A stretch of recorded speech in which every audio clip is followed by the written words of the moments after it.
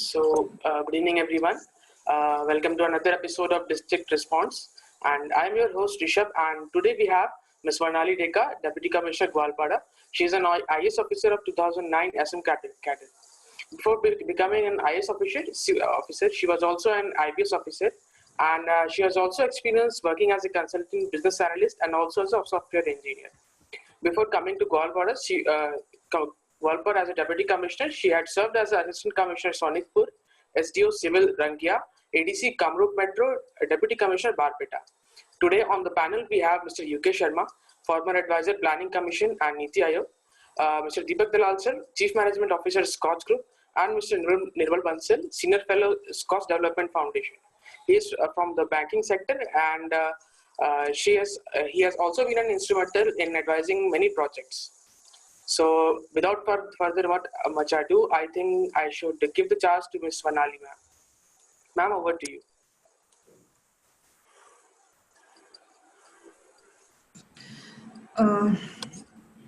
Okay. So will the PPT come online or do I launch it? You can launch it from your end, ma'am. If you want, I can just share it.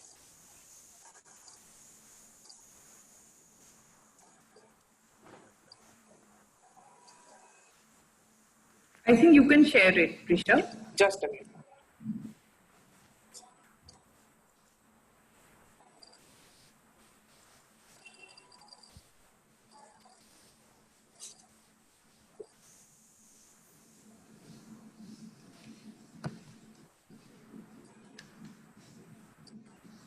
Is it audible?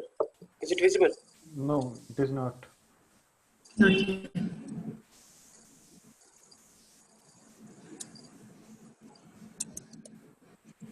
Yes, it is now. Yeah. So I'll start. Yes, please. A very good evening to all the panelists here, and I'll try to keep it short. We've basically just highlighted some of the points that, some of the interventions that we've been doing at Gwalpada. One of the points that I would like to highlight is regarding the early quick interventions. What we had done in Gwalpada is that we started the whole process towards the end of February, beginning of March, when COVID first made its appearance in Delhi with the first case in Noida. So whatever incoming population to the district, we had screened them and then put them on home quarantine, and we had made a database of all these people, so that how this has helped later on is that it helped us in quickly doing a contact tracing for the positive cases. So the emphasis on the early days of COVID was screening of all the incoming travelers, and we did not differentiate as to the point of origin. So any person making an appearance at Gwalpada, coming back to his residence from anywhere outside of Gwalpada, we kept a database and we had put them on quarantine. Thereafter, what we have done is that in Gwalpada, we followed something like the election model, because in election, if you are aware, we take the officers from all the various departments. What I had done is that we had a multidisciplinary team of certain handpicked officers, and this was the core team which took all the major activities that were required to be taken.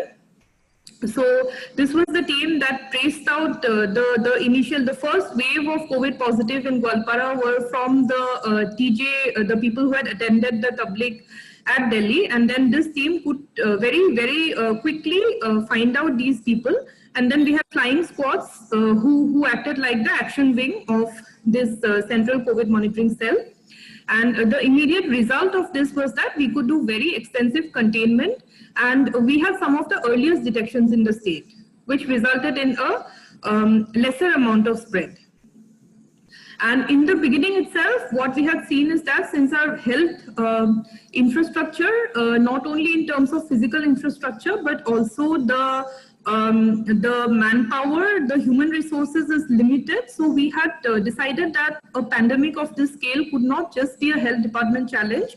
So at the very beginning, we had done an orientation training This was for detection and screening exercise. So we had used our Anganwadi workers, the GP secretaries, the Lat Mandals, and various other functionaries to keep track of people who are coming into the district from outside, and also to engage the community to get that information from the community of any influenza-like symptoms, ILI or SARI symptoms that were seen in a particular village.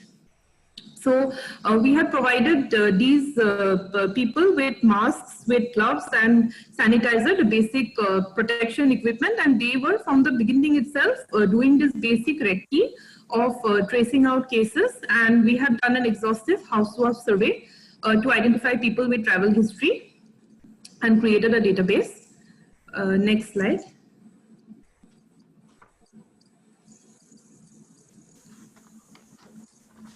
And another thing what we had done is that we shared, we had ramped up our control room numbers. So we had around 7 numbers with WhatsApp facility, and this proved to be very useful because here what I've seen is that people do have this habit of informing on other people in their locality. So this was a kind of vigilantism which we could use it, which we tapped in a positive manner, because we could get that information of whoever has been coming, whoever, you know, whatever the activities were going on, which were defying social distancing or lockdown norms. Next slide.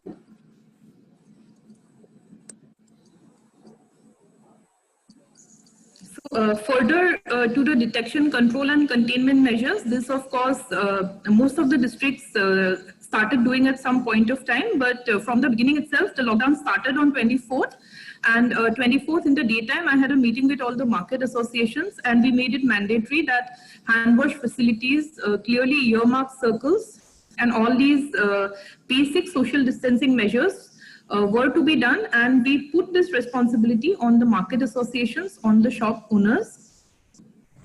Gwalpara, as you know, is an aspirational district. We are pretty backward in terms of availability of resources, but we do have a couple of science colleges. So we use the chemistry departments, the biology departments for producing sanitizers, because we started to run low on sanitizers. We did regular sanitization activities, aggressive IEC, and one thing which helped us spread the messages of the district administration, because Gwalpara has a majority of minority population. We are a Muslim majority district. So what we had done was that we requested the masjid committees for use of their PA systems through which the azan is given, and they agreed to it. So we could use that extensive network, because Gwalpara's topography is like we have a number of sores which are riverine islands. So reaching out to these islands is difficult. We have a basic infrastructure of fixed loudspeakers, some amount of miking we do through the vans, but this network of mosques reaches out to all the last man on in the sores also. So we use this network of mosques, the azan systems, to give all the government messages. That, you know, that Jummah Namaz, right now you should only do it with 3 people. There should be no gathering of people and so on. And when it is broadcasted through the mosque PA system, the receptivity we found is better, especially in the more conservative lot. We engaged extensively with the community, and there was a continuous process of tracing of people with travel history, contact tracing. And as I've mentioned before, we were tapping into the community for information. Next slide. We were hoping for the best, but of course we were prepared for the worst. And there is a huge shortage of, you know, any kind of facilities that could be used as institutional quarantine facilities. And because here in Assam, the system that we had planned to follow was that for the frontline doctors and health workers, they would be doing their duty for a week, and then the next 2 weeks, they would also have to be quarantined. So we needed a huge number of facilities, number of hotels, and we were really short of that. So we have somehow improvised. We did some basic revamping and cleaning, and you know, some basic touching up of some of the buildings. We talked to the lodge owners. We have taken some of the schools, some of the hostels, and we have somehow managed to get a capacity of about 1,500 quarantine beds and COVID care centers, and we could provide our medical teams with living facilities, we have given them extra facilities like televisions, Wi-Fi, which is even those basic facilities is, you know, a far cry in a place like Gwalpara. So this is how we've somehow managed to keep our health workers motivated. And for the quarantine centers, we have made a very nutritious kind of menu. And now presently Ramzan is going on, and some of them have been very particular about keeping the fast. So we've been giving them sehri and iftar meals, and we are providing a very nutritious kind of menu. And the cleaning operations also, the cleaners are provided with PPE kit and so on.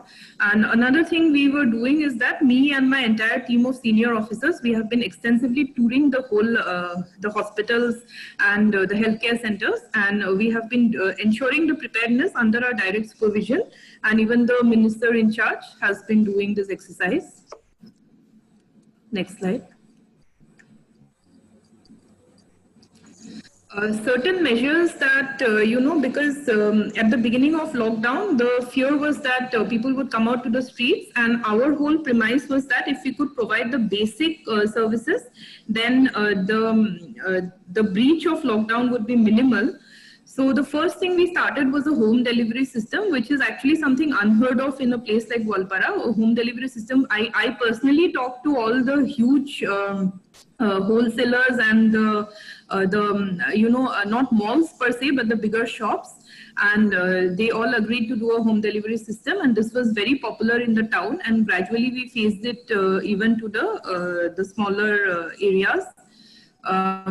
New era supply chains, because basically we are a consuming district, so at least whatever our farmers were producing, we ensured that the produce did not go waste. We linked it up to area wise. Each area had a particular designated person who would be doing the area delivery, and this was not every day because we couldn't afford to do it every day, but at least 2-3 times in the week we were ensuring this delivery system. And one instance is the bananas. We have Asia's largest banana market, so we ensured that there was zero spoilage of the bananas. We use these in our institutional quarantine facilities, and we also now, since it's Ramzan, we are linking up directly to the iftar, the requirement for iftar. For shortages like water and essential commodities, right from day one, designated nodal officers were there, and they ensured that there was no shortage. And price control measures like, you know, since there was panic buying, there was no formal order, but informally we ensured that no person, you know, garners too much of a amount, because we had very, at the beginning of lockdown, the stocks that we had were sufficient just for about 15 to 20 days of basic supplies for the persons. Also, continuance of operations we ensured, like for the rice mills, the wheat mills and so on. Ensuring that there is no price rise, we asked all the shops to keep the price display boards and their essential items available. And coincidentally, just before the lockdown, I had a discussion with the traders, and they agreed that they would not do hoarding, and this has continued. There has been a very minimal price rise in the district, and this is because of the price rise at the source. Next slide. We launched a Gwalpara Cares initiative. I had donated a month's salary to the CM Relief Fund, and this was, you know, this was a motivator to people across the district, and many have come forward, and they keep coming forward. And in the first tranche, we could give about 20 lakhs to the government relief efforts, and alternate teaching learning model we have developed at Gwalpara, because after the first couple of weeks, we saw that the children were getting really bored. So we've started a digital platform, and I'm happy to inform you that in the first week of May itself, we could hold our first round of unit tests, and 61% of the children have participated. Of course, there would be some children without access to Android phones, but at least those who have basic access, and I've seen that here, even in the very backward areas, each family does have 1 or 2 Android phones. So even with those who have that basic access, we could provide them that digital platform. And now what we are doing is that this is a model which will continue beyond lockdown for the schools which have 0 or 1 teacher schools. We each chapter we are asking teachers to make a video of the chapter as and when they explain the chapter, and they make modular videos, and this we are putting up in our channel, Gwalpara Learns YouTube channel, and children can access that video. And then 1100 teachers over phone in slots of 30 seconds, they are doing doubt clearing sessions along with psychosocial, psychological counseling of the children. We've ensured continuance of agricultural activities. Distribution is going on of seeds and tractors.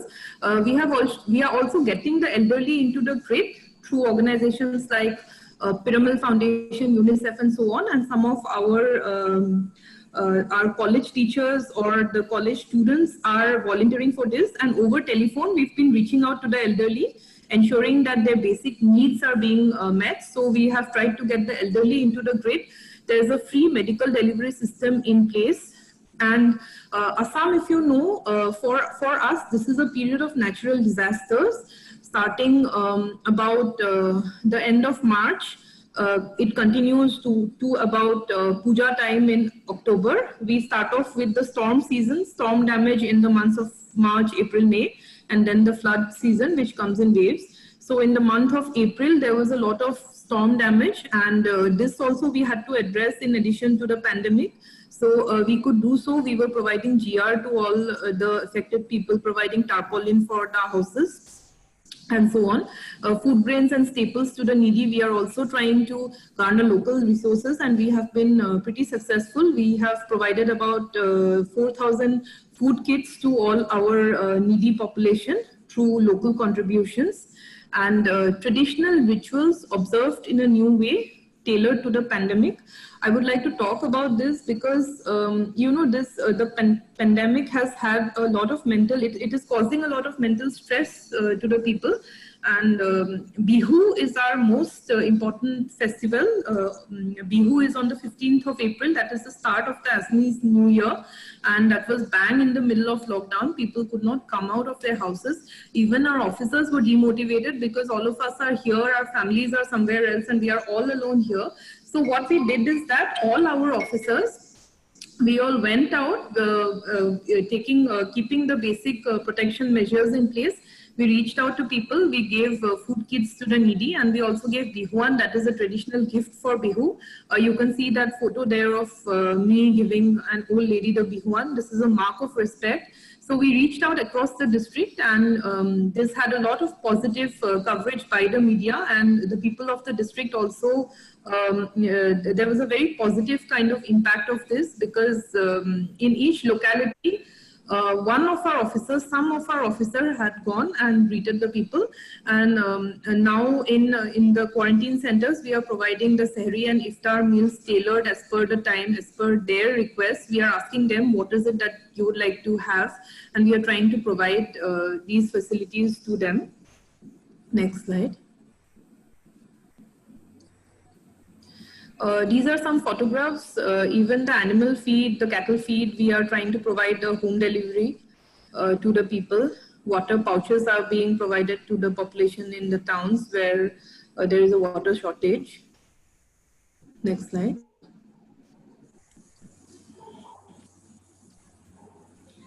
Medical measures. The next slide, please.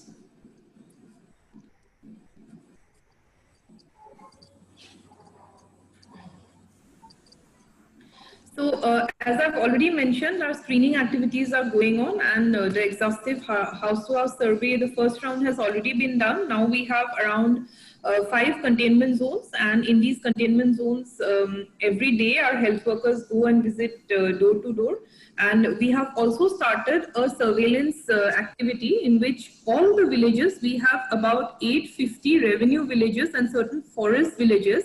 So all the villages will be visited by one medical team, and the team will do the basic screening of influenza-like or SARI cases, and they will recommend these cases for swab testing, and then the next day the technician goes and does the lab test. Since we do not have a very huge amount of testing facilities, so for us it was essential that that our testing was done in a strategic manner, and for us this strategy has paid dividends because we have been able to zero in on those cases, on COVID-19 positive cases in the district.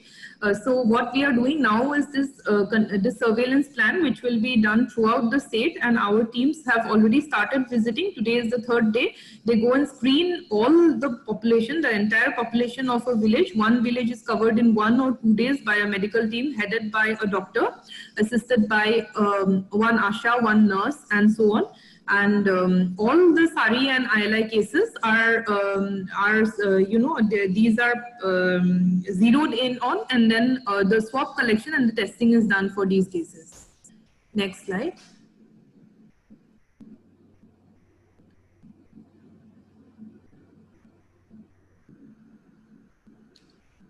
Could we go to the next? Yeah. Some shots of our isolation center. We are actually the only district in Lower Assam who, took the decision of attending to the COVID positive patients in the district itself. In the other cases, the districts have referred their cases either to Guwahati or to whatever is the nearest medical college. But in our case, since the cases had very mild symptoms, we had housed them in our civil hospital itself. And these are some of the logistics that we've been doing, and some of the local kind of innovations, because we were short of medical mattresses which we thought we would require for the quarantine facilities. So what we've done is that we've taken Rexine covers and put them over normal mattresses, and we've been using those in the quarantine facilities where the persons with suspected COVID exposure are being housed at present. Google spreadsheets have been developed for tracking the movement of ASHAs, and a total of this is now 127 isolation beds across the district are already ready for keeping those patients with mild to moderate symptoms. Next slide. Just a photo shoot of the kind of food we've been providing. And another thing I have to say is that in the initial part, there was some media campaign trying to malign the kind of food provided. So what we've done is that every day we take nice photos of whatever food we are providing to the quarantine centers, and we put this up on our social media so that people are not really able to complain. So this is a proactive step that we are taking.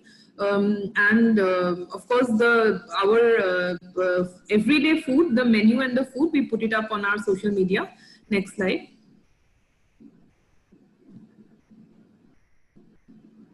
Some of the out of the way practices. By the end of the first month, the morals of most of the people were sagging, because Gwalpara is a place that generally people don't bring their families here because there's a problem with the schooling of the children, or they are more comfortable keeping their families back in Guwahati. So they were alone here, they were unable to see their families, and of course the stress of the continued frontline fighting. So we started this Heroes of the Day initiative. On our social media every day we put 2 or 3 of our officers, something about the work that they have been doing, and a personal touch to that. Like say, so-and-so officer has been staying here for the past 1 month. He's doing his own cooking, his own laundry, and this is the kind of work he's doing. He has been instrumental in creating the database. Or the chief medical officer, he's the one who actually supervises the treatment. So whatever the work they are doing, we put this, and this has given us good dividends, because the persons who are featured are very motivated, and the others also look forward to it, and the public in general also likes it, because they get an idea of the kind of people who are fighting the battle against COVID for them.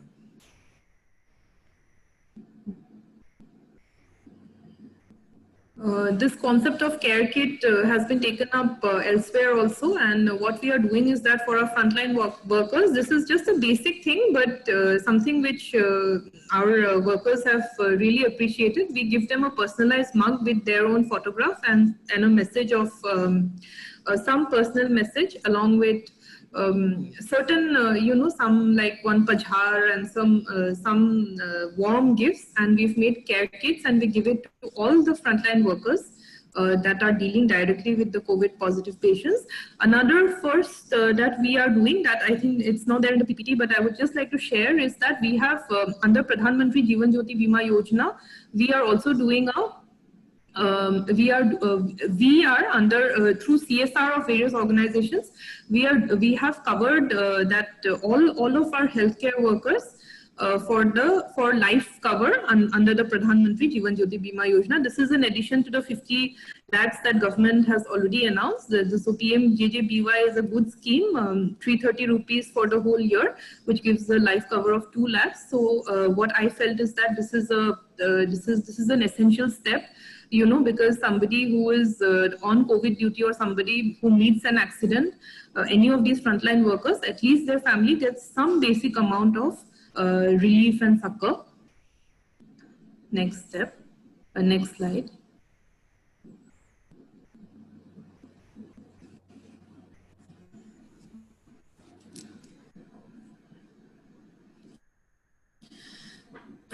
Generating masks, enabling people. As you know, Gwalpara is an aspirational district. So in the month of November, what we had done is that all our differently able people, we had given them a training for making plastic alternatives, and we had arranged medical, we have arranged these sewing machines for them. And now the same system we are using for producing kits, for producing masks, and a number of them have been producing masks, which we are also helping them sell across the district. And some of it we are also procuring for our own people. Next step.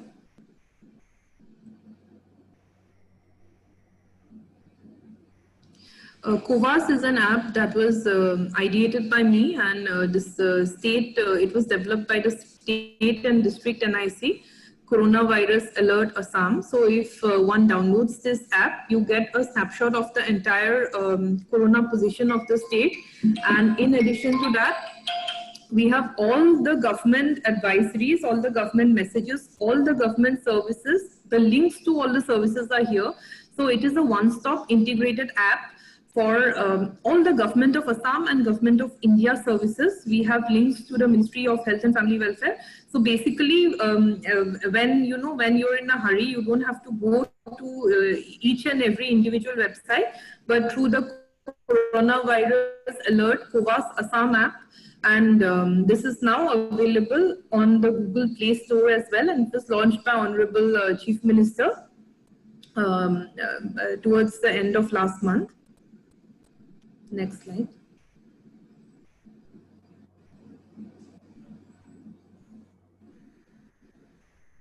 Can we go to the next slide?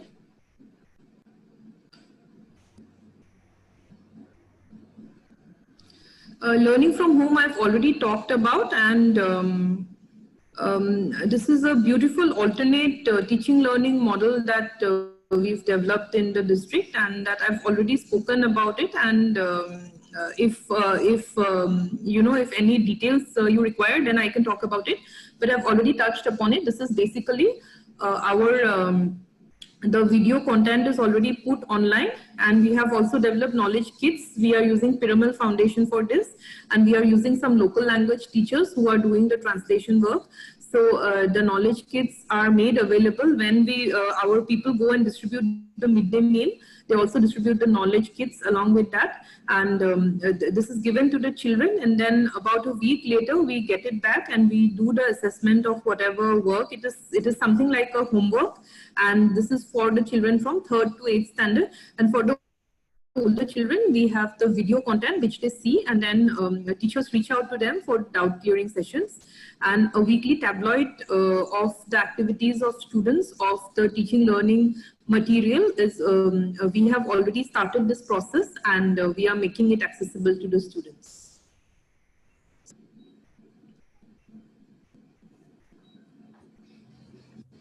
Next slide, please.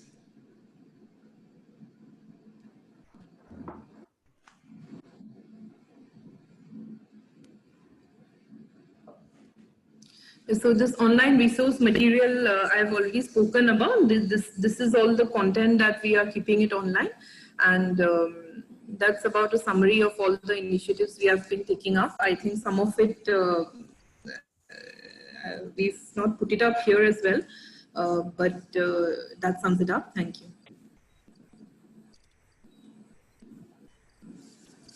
Yeah, so that was very impressive, ma'am, I guess. And now the panel members must be very much curious about this.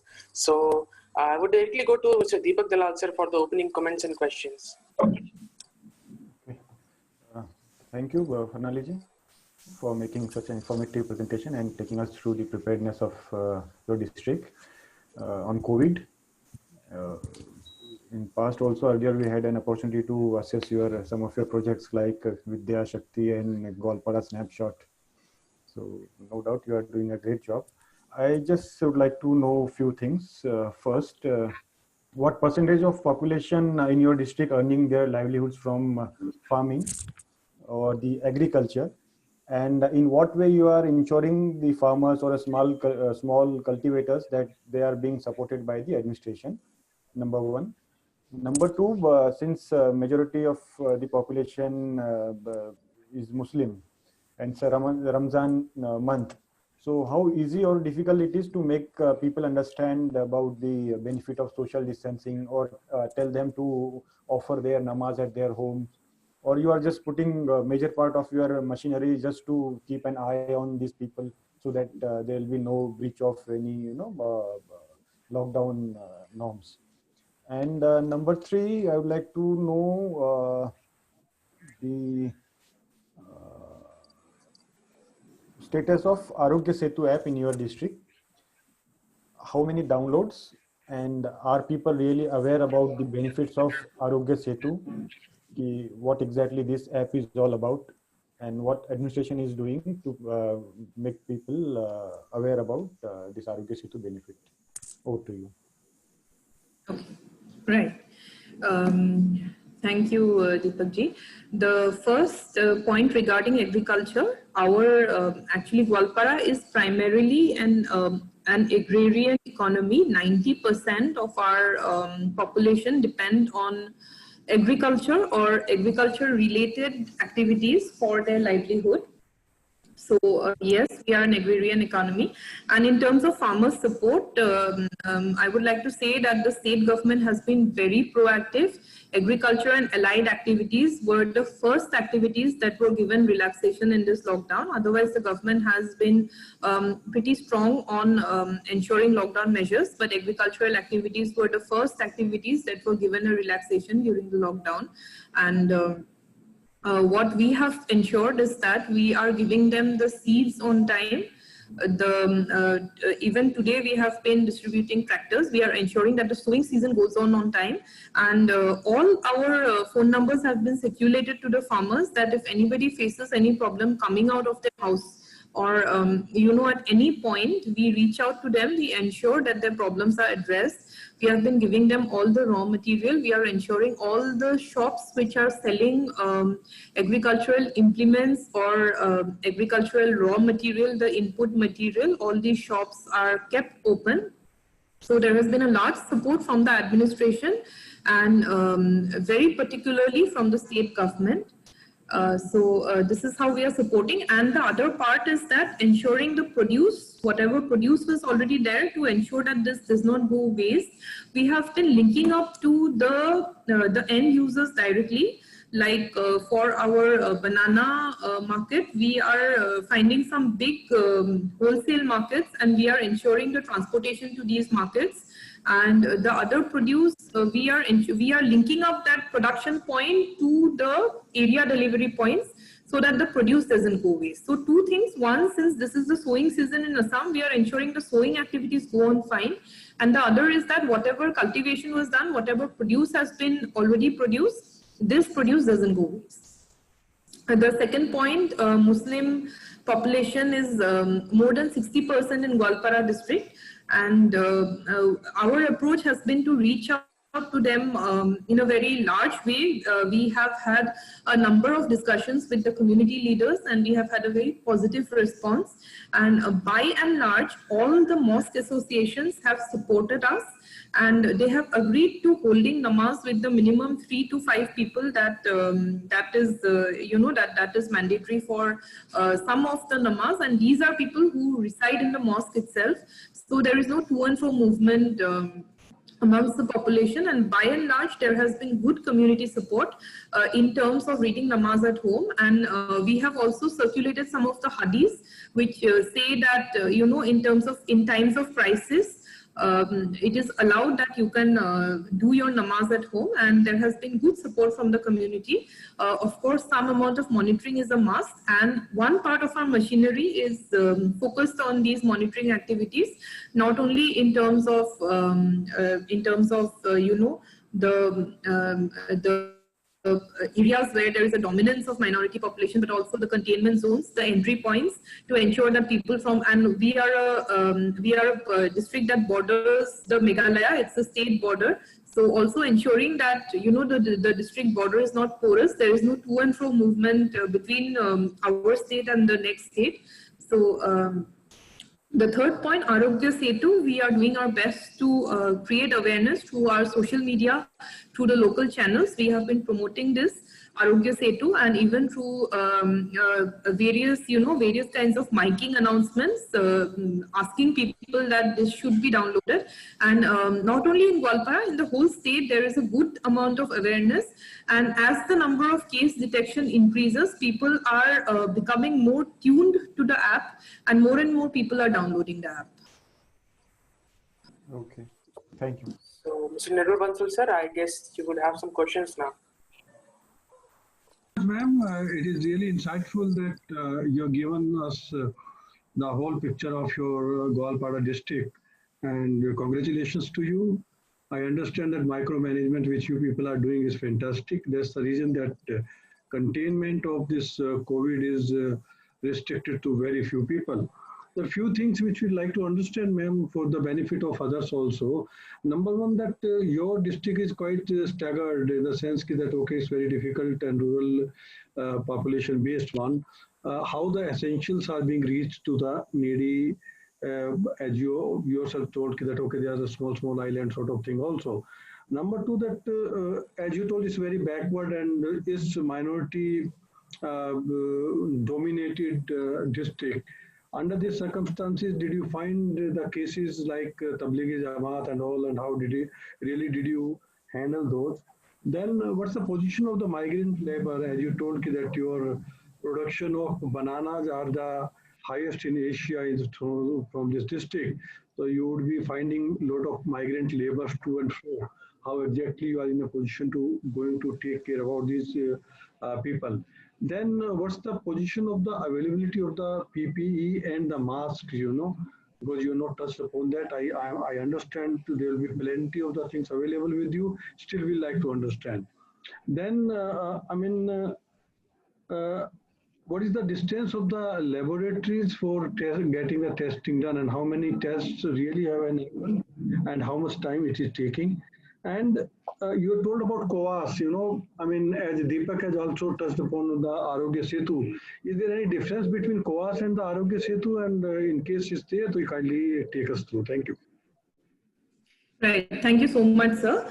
The first point, yes, ensuring essentials reach in the district is, as you have rightly used the word, staggered is the right word for a topography like Gwalpara's. We have a number of riverine sources which are difficult to reach. So what we are doing is that our system is that every gram panchayat, we are giving the responsibility to one or two particular marketeers who do this exercise under the supervision of the GP secretary. And what we do is that 3 days a week, every area is touched upon 3 days a week by a van which gives the veggies and the meat and the eggs and the milk supply. And all the kirana stores, of course, that is a government order, all the grocery stores are open. So through the grocery stores, people are able to buy their needs, and we have told these grocery owners to ramp up their, so to say, ramp up the items that they are selling. So they also sell the longer shelf life vegetables, fruits, and so on, so that people can access it at one common point. And so this is how the essentials are being reached. And what we have done here is that we have kept a very extensive network of our government officials to keep track of people who are not getting essential supplies. It could be in terms of not having enough, enough disposable income, or it could be in terms of not reaching a particular place. So we have a very extensive network of our VDPs, the Lat Mandals, the GP secretaries. So whenever we get news of that, one of our officers, we have a few nodal officers, they personally attend to it, and they go and ensure that that last mile bridge is made to the last point. Yes, all our cases, all our positive cases were linked to the Tablighi Jamaat, and here is where our community reach was of importance, because it is through the community that we could get this information that so and so had attended the Jamaat, and this is how we could identify the persons who had been to that place. To the Mazhar, and then out of that we had done testing of these persons, and this is how our case detection had started, and then thereafter contact tracing of the persons who were in close contact with the COVID positive patients. Yes, migrant labor, Gwalpara is a huge exporter of labor. So now in these pandemic times, these laborers are gradually coming in across the state. Already we have had about 7,000 laborers coming in from other districts of the state, and there is an Assam Cares portal. This portal was launched by the state government, where laborers are registering that we belong to so-and-so district and we are presently so-and-so there. So using the Assam Cares figures as a heuristic, we have another about 8 to 10,000 population who may be coming in. So the total comes to about 15 to 17,000 population who would be trickling in or coming in buses and so on by the end of this month is what we are estimating. Availability of PPE and masks, the state government has been doing a wonderful job. And even though, as you know, on any particular date, we do not have a very huge supply of PPE and masks, particularly PPEs, but it is replenished on a day-to-day basis. So every day we get whatever stock we have already used up that day, we get it on the next day from Guwahati, the supplies come. So we are comfortably off in terms of PPE and the masks.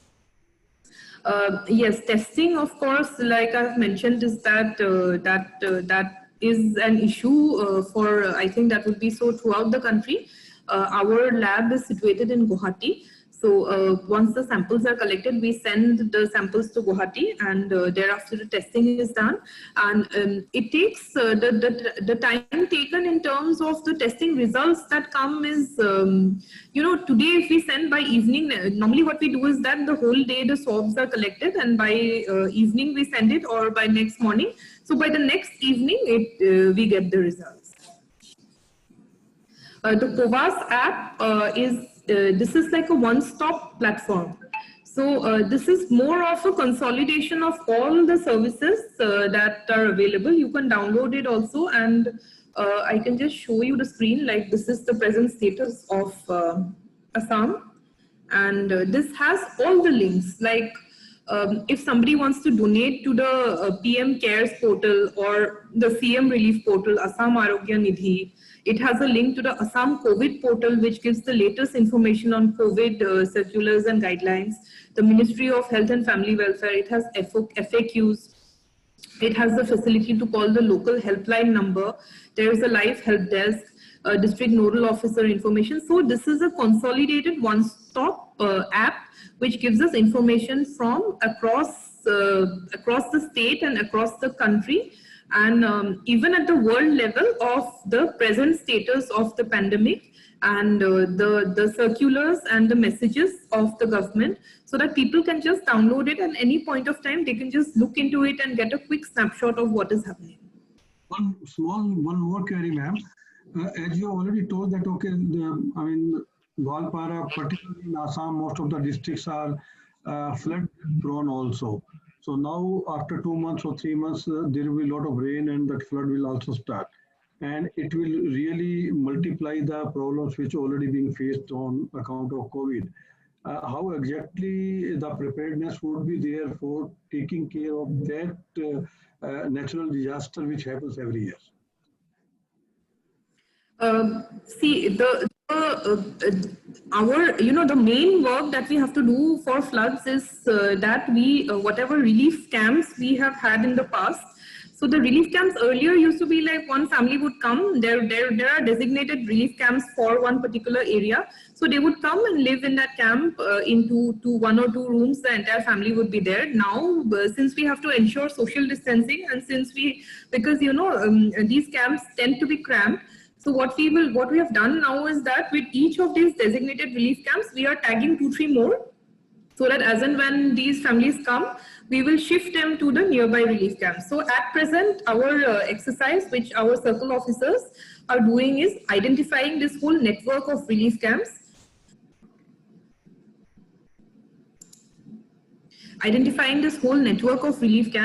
And if need be, we can also use our quarantine centers. This is what we have to do differently this year. And of course, otherwise our machinery is very well geared for handling floods. We have a machinery which has been, this is a situation that we've been facing for many years. So our revenue officials, our disaster management officials are very well trained in terms of handling floods. So this is the one thing that we need to do differently, that ensure that the quality of living in the relief camps is better. There is enough of social distancing and enough of the medical measures, so that enough of medical surveillance, so that any case that somehow somebody develops the symptoms, we are immediately notified of it and we can isolate the person.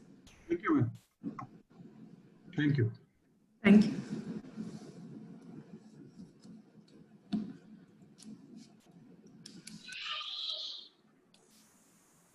Mr. Yogesh Sharma, sir? Yes. Yeah. Congratulations, madam. Thank you very much for an outstanding work by your district and your team. I would just have 2-3 observations. What is the present status of the COVID patients in your districts? And second one, when 15,000 or 17,000 people will come in your district by the end of this month, as you have stated, how you will cope up with the testing capacity? Because the testing is a key as well as a critical factor in the fight against COVID. That's all. Okay. Thank you. At present, sir, we have 2 active cases and they are recovering. And I think one case we should be getting a negative result, which is a positive result in present times. Within a couple of days, his last sample is due, and the other case maybe another week or so. So at present, we have 2 active cases. We have already done the contact tracing of all these people, and the contacts have all come out to be negative, which is another good thing. And these 15 to 17,000 laborers that are coming in, we will be doing screening of all these laborers, of course at the state level, also at the interstate border, and then at zonal centers the surveillance screening will already be done. But for our own district, we will have designated deboarding points, and people will deboard only at those points and nowhere else. So at the deboarding points, there are medical teams who would do the basic screening of the patients, and there are 2 categories of patients who we would be for whom we would be doing institutional quarantine. These are the persons who have come from red zone or orange zone districts, incoming from red or orange zone, and for them, irrespective of symptoms or not, because a majority of the cases appear to be asymptomatic. So irrespective of symptoms, we are planning for institutional quarantine, which would of course be subject to the government's final say on the matter, whatever the SOP comes. But we are keeping institutional quarantine facilities available for this section. And for the green zone districts, we would be doing quarantine of those persons who are symptomatic, and for them, of course, we would be doing 100% swab collection and testing. Thank you so much. Thank you. Okay, so that was very impressive, and I would like to congratulate you for your unique and up to the mark efforts and the work you have done. And we have already overshot the time, so I would like to end the session now. So thank you, Ms. Swarnali Dekar ma'am, for sharing your time and sharing your presentation and the efforts that you have done. Thank you to the panel members that are here, Mr. Nirmal Bansal sir, Mr. Deepak Dalal sir, and Mr. UK Sharma sir. That was very nice having you all with us. Thank you, ma'am. Thank you so much. Any concluding remarks you want to make? Just my best wishes to all of you, and let's hope that normalcy returns and we keep interacting with Scotch as before.